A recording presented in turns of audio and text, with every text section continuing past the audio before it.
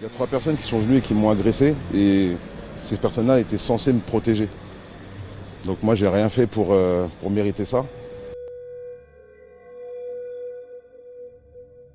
Le 20 octobre 2020, un projet de loi est proposé à l'Assemblée nationale.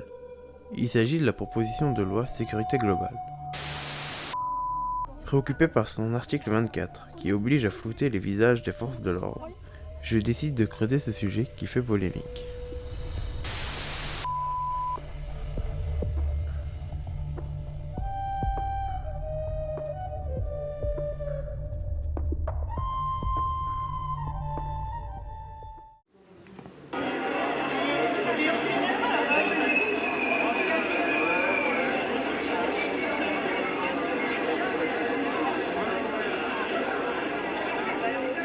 La France risque de se retrouver cette année aux côtés du Pakistan, du Soudan, de la Somalie, de la Turquie, d'Israël et de la Chine sur la liste des pays qui violent la liberté de la presse. On assiste à une crise institutionnelle sans précédent depuis le début du quinquennat.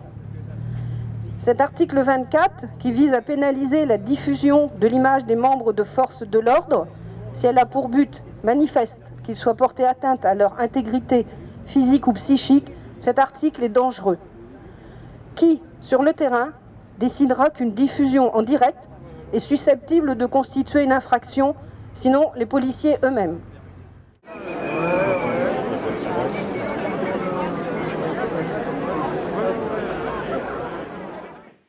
J'obtiens le contact de Bobby, journaliste activiste. Je décide de l'interviewer et j'en profite pour enregistrer notre appel. Présenter et me dire ce que tu fais dans la vie.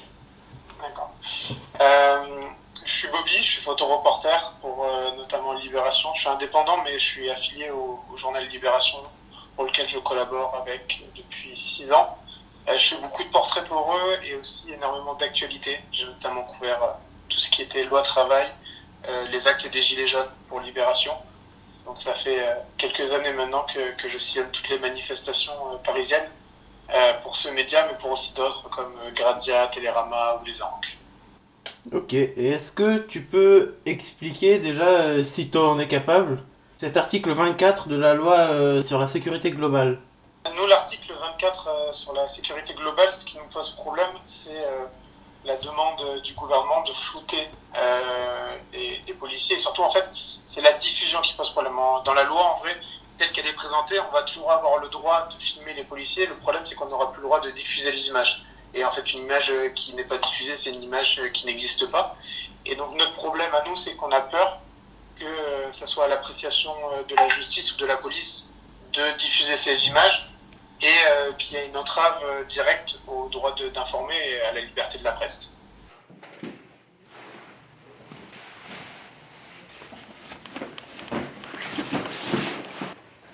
J'ai appris qu'une importante manifestation avait lieu à Amiens. J'y trouverai peut-être des témoignages intéressants.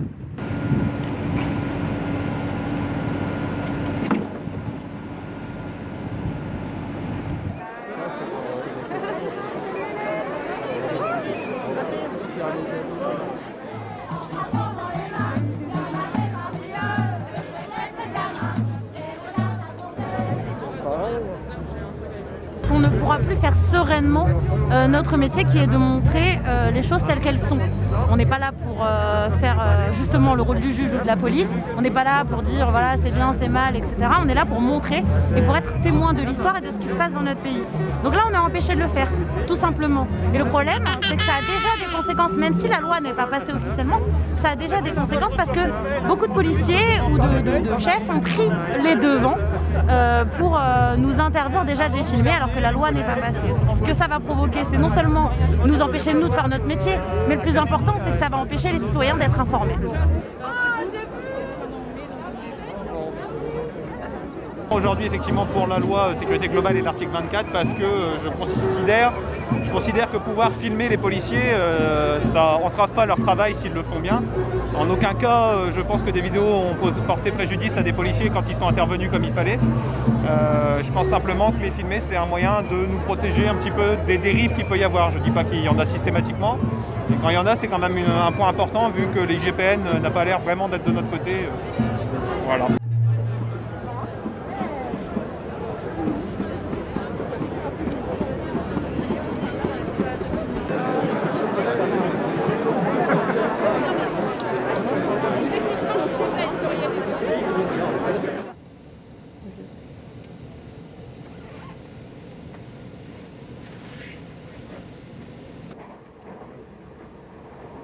C'est vrai que ça fait réfléchir. Heureusement qu'on peut encore filmer. Mais où en est la loi aujourd'hui ?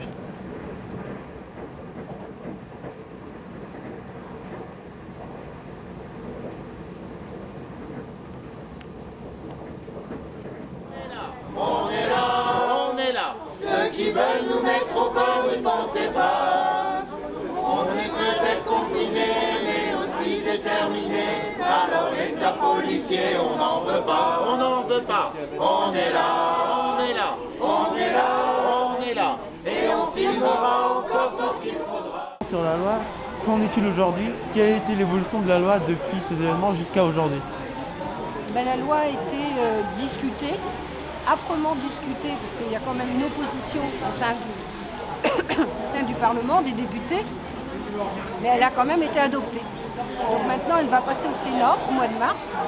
Et d'ici là, il y a des personnes qui sont des personnalités qui sont interviewées, qui sont auditionnées par les sénateurs. Et d'après vous, quelle sera la conclusion de tout ça ? On a un petit peu peur parce que malgré tout, même chez les sénateurs, la majorité est du côté du gouvernement.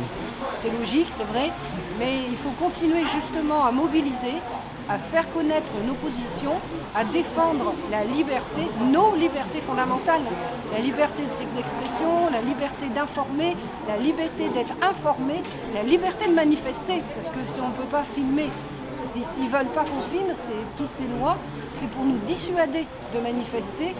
Et s'il y a de la répression, forcément, des personnes vont être hésitantes à aller manifester si c'est pour se prendre des grenades, pour être nassées, toutes ces lois qui sont possibles avec un État qui est quand même de plus en plus répressif. Ce sera tout. Merci beaucoup. Merci à vous. On en est là. La loi est maintenant entre les mains des sénateurs. Il ne me reste plus qu'une chose à faire. Il faut qu'on se voie. Monsieur le sénateur, je fais partie d'un labo média initié par l'association Télébetsam à Abbeville. Avec mes camarades, je réalise un reportage sur l'article 24 de la loi Sécurité Globale.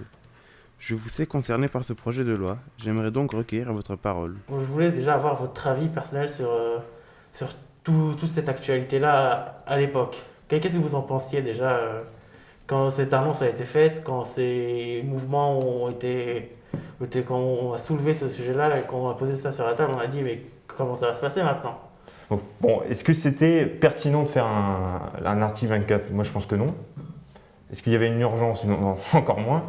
Voilà, je pense que c'est aussi un faux débat. Et puis je trouvais que ce projet de loi était un peu bancal. On était sur du rafistolage, on mettait des rustines, sans une vision globale pour le coup, alors que c'était sécurité globale.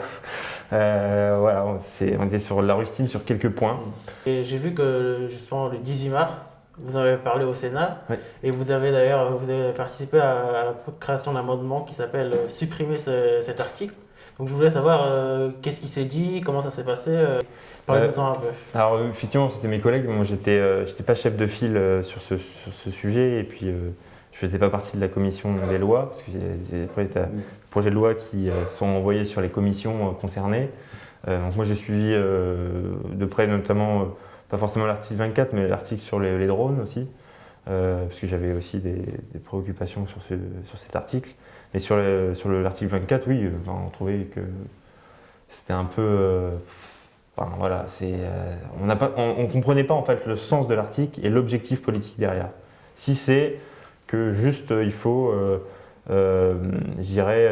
protéger, parce que c'est ça l'argument, c'est protéger la profession des forces de l'ordre. Bon.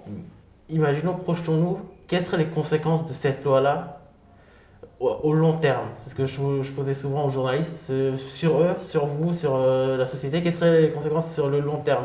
Le problème, tu fais très bien de relever ça, c'est que le fait que cet article est un peu ambigu, jusqu'où on va. Est-ce que c'est dans un cadre d'une manif où il y a des forces de l'ordre? Et on ne sait pas trop en fait. Ça pourrait être, du coup, on pourrait interpréter cette loi un peu partout, quoi. C'est là où ça fait peur. Du coup, effectivement, c'est une atteinte aux libertés d'expression qui pourrait être prise par les médias en temps normal, quoi. Donc ça, pour le coup, c'est plutôt inquiétant. Moi, je n'arrivais pas à voir jusqu'où ça allait aller, en fait. Faut voir. En tout cas, moi, je n'ai pas trouvé de pertinence là, dans l'actualité, d'avoir ce projet de loi et encore moins l'article 24. Ça part juste voilà, s'approcher tout doucement mais sûrement d'une pseudo-dictature. J'exagère peut-être en disant ça, mais bon. Je préfère, vaut mieux le dire. Oui. Comme ça. Bon, bah, je pense que ça sera tout. J'ai toutes les réponses que je voulais. Je vous remercie. Et bah, avec plaisir. Merci beaucoup, en tout cas. Bien.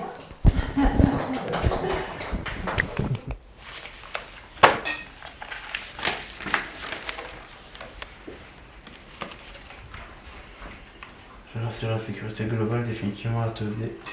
Le Parlement a adopté définitivement la proposition de loi controversée sur la sécurité globale et sa mesure polémique pénalisant dorénavant la provocation et l'identification des forces de l'ordre. Après un ultime feu vert des députés hier, voici les principales mesures. Le 15 avril 2021.